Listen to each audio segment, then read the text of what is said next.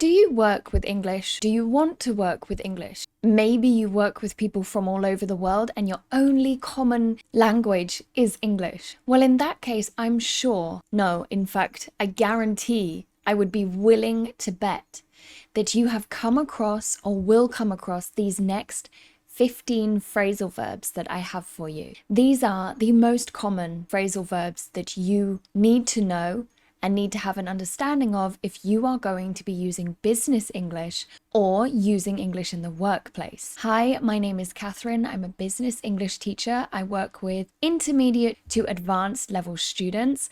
So if that is where you are at on your English learning journey, definitely subscribe and let me know down below if you're new to the channel, if you've been here a long time. I love seeing your comments and knowing that my videos are reaching people that need them. Our first one today is breakdown. Breakdown. Now, this can mean something physical like your car has broken down. It doesn't work anymore. But when using with business English, what we mean by a breakdown is dividing something into smaller parts. So breaking down the communication, breaking down the project, breaking down the tasks for the day. Can you provide me a breakdown of what the meeting went over? Can you bullet point or take the minutes of the meeting, for example? Can you give me a breakdown of what the client is unhappy with? Again, give bullet points, give the main points of why the client is unhappy. We don't need all the information, we just need a summary. Look at it as like a summary, working through something and dividing it into smaller parts. To carry out, to carry out. Now, to carry out is to perform or complete a task. This task was carried out by Catherine. I'm expecting you to carry out this task without my assistance. To perform, to do, to complete something. It wasn't carried out very well, meaning it wasn't completed or performed very well. I was very impressed with how they carried out the networking event, how they organized the networking event. To figure out, this one can be used in your personal communication as well as your business communication. To figure out or to figure something out means to understand or to solve a problem. Give me a minute, I need to figure out exactly what this person means. I'm still figuring out the details of the project, but as soon as I've done that, I will let you know. Understanding, trying to solve. We have a problem in warehouse A. Could you figure out what the problem is? Or could you figure the problem out for me? This one you can separate.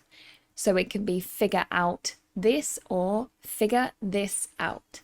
To follow up or to follow something up means to contact someone about something after previous communication. So you always use this when you've already contacted the person.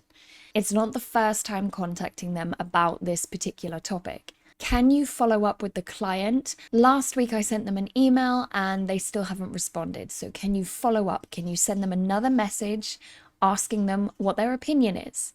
I contacted our supplier, but they have yet to get back to me. Could you follow up? Can you contact them about that same issue that I've already contacted them about? So contacting someone about something that they already have knowledge about. You've already contacted them. This is maybe the second or third time of contacting them about this issue. To get along with is to have a good relationship with or work well with someone. I get along with all of my colleagues. He gets along with everyone he works with. I've never seen her get along badly with anyone. I'm very impressed by how you deal with the clients. You seem to get along with anyone, regardless of their position in the company. To look into. I think this one makes sense. You can figure it out just from the words itself. It's like to look into something, look into a box. So it means to investigate or examine something. Maybe something doesn't quite make sense, so you need to look further into it in more detail to figure out why it doesn't make sense. And you can use look into and figure out very closely together. We had a problem with the quantity of products supplied to us. I'm going to look into it and figure out why we had this problem. Or the client is unhappy with the service we've provided. I'm going to look into it and figure out what we could do better next time. To put off or to put something off is to postpone or reschedule something. You don't want to do it now, you want to do it in the future. It's not an immediate task. So this can be with meetings, situations, or even a task assigned to you. Maybe someone has sent you something you don't want to do yet or isn't a priority. I'm currently creating a business English course, like a introduction to business English, and it takes a lot of time to put all the resources together. So I'm putting it off. I don't want to do it now. So you could say I'm putting it off until this time period, or just I'm putting it off. This client is very awkward and picky. I'm putting off contacting them until we have a final solution. I know this task is going to take a lot longer than all of my other tasks, so I'm putting it off until the end of the day. My manager wants to speak to me and I'm quite nervous about it, so I'm putting off calling him until I've had my morning coffee. Whatever it is, you don't want to do it now, but you know you have to do it at some point. To take over. To take over is to take control or responsibility for something that you previously did not have control or responsibility for. So, for example, maybe one of your colleagues goes on holiday, goes on vacation, and you take over their task list. You take responsibility, you take control of their tasks whilst they are away. Catherine, I am going to a business meeting, but there is a new client coming in. Could you take over from me and introduce the new client to all our new products? To turn down. To turn down is to reject or decline an offer, and this can be business or personal. So from a business level, maybe someone has contacted you with an idea that you think doesn't quite fit your portfolio, your usual set of projects. It's not in your expertise, not in your specialism. So you can say that you are turning down the offer. Thank you for your offer, but I'm going to be turning it down this time as it doesn't fit with my portfolio. Similarly, on a personal level, maybe your colleagues have invited you on a night out and you don't drink alcohol, or you don't like going out, or you have plans. You can turn down this offer. My colleagues invited me out, but I turned them down because I have other plans. I'm turning you down this time, but invite me next time and I would love to come along. To work out. Now, I think everyone here knows exercise workout, to try and lose weight or build muscle, gain strength. But to work out in a business sense means to find a solution or resolve a problem.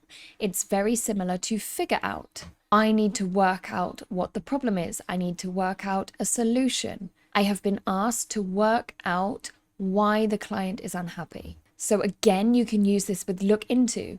I'm going to look into something and work out a solution. Bring up. Now, bring up is always going to be used when talking about meetings or conversations because it means to mention or include a topic. In Monday morning meeting, why does that sound wrong? In Monday's morning meeting, the topic of remote work was brought up. A lot of employees feel they would benefit from working remotely. So brought up past tense. Or in today's meeting, I would like to bring up the fact that we are not meeting our weekly targets. We need to do something to figure out, to find a solution for this problem. To hand in. Now, if you've been to university in an English-speaking country, you maybe know this phrasal verb already. To hand in is to submit or deliver something. So it can be an application, it can be a project, it can be a dissertation, it can be an essay. It's something that's been asked of you and you are handing it in. I know it's 5 p.m. on a Friday, but I really need to hand in this project brief to the team leader before I finish the day. So I'm going to stay an extra hour. I noticed there is a position going for manager and I would like to hand in my job application for that position. To lay off, to lay off. Now, this is a nice phrasal verb, a nice way of saying to fire someone, which is to dismiss or terminate, get rid of an employee. An employee no longer works for your company if they are laid off, if they are fired. And you can use this in a plural to discuss something that might happen in the future. The company will see many layoffs if they do not change their structure. The company did not do well last quarter, so there were many layoffs. I'm afraid I'm going to be laid off because the manager has asked for a meeting with me, and I know I haven't been performing as well as my colleagues. To take on. To take on is to accept new responsibility for something. I would love to take on that new client. I would love to take on that new project. Actually, I'm very busy at the moment. I can't take on any more work, but in a week's time, I will be more available and I would love to take on what you are offering. Catherine, would you mind taking on these 3 new students that are engineers? Yeah, sure, I can take them on. It's to accept a new responsibility or a new task or a new project. And our final one today, to write up. Now this actually has 2 meanings, and the second meaning I hope you don't come across often. To write up is to create a formal document or report. So I'm writing up the notes from the meeting. I will write up a project brief and send it to the client. I am writing up a contract for the new employee. I am writing up a terms and conditions to put on our website. It's creating a formal document. The second meaning of write up is to be written up. Maybe in your contract or your manager will say to you, if you do this, you will be written up. And this means that you have done something incorrectly by the company's rules and regulations. And typically you get 3 or 4 write-ups before it's an issue. So they will write this up, it goes on your formal report, and when your end of year performance review is looked at, it will show that you have these write-ups, these formal complaints or issues. So it's a negative thing. You don't want to be written up. But the first meaning, to just create a formal document, that's used very often. So that was a very quick run through of the 15 most common phrasal verbs you will find in business English. How many of these were new to you and how many are you very familiar with? Maybe you use all of them, maybe you've used none of them. Let me know down below and I look forward to seeing you in the next video. Have a fantastic week. Goodbye.